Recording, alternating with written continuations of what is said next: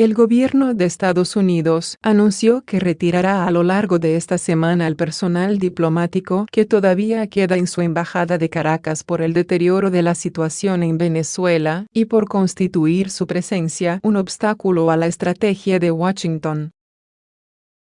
Esta decisión refleja el deterioro de la situación en Venezuela, así como la conclusión de que la presencia de personal diplomático en la embajada se ha convertido en un obstáculo para la política estadounidense, afirmó en un comunicado el secretario de Estado de Estados Unidos. Mike Pompeo. Washington ya ordenó el pasado 24 de enero la evacuación de su personal diplomático no esencial de Venezuela, aunque dejó a un grupo de funcionarios para gestionar la embajada en Caracas con capacidad limitada a proveer servicios de emergencia a los ciudadanos estadounidenses. La decisión del 24 de enero se tomó el día después de que el gobierno de Nicolás Maduro ordenase la expulsión de todo el personal diplomático de Estados Unidos.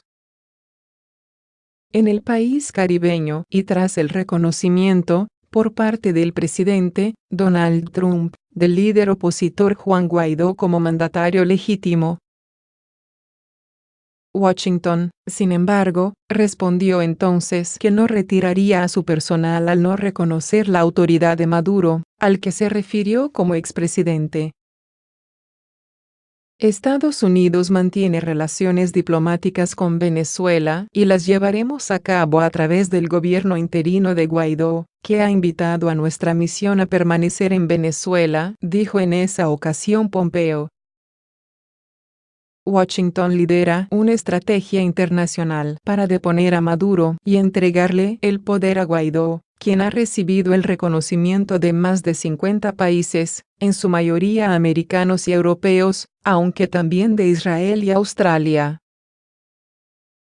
Maduro, por su parte, mantiene el apoyo de Rusia y China, así como de Cuba, México o Bolivia.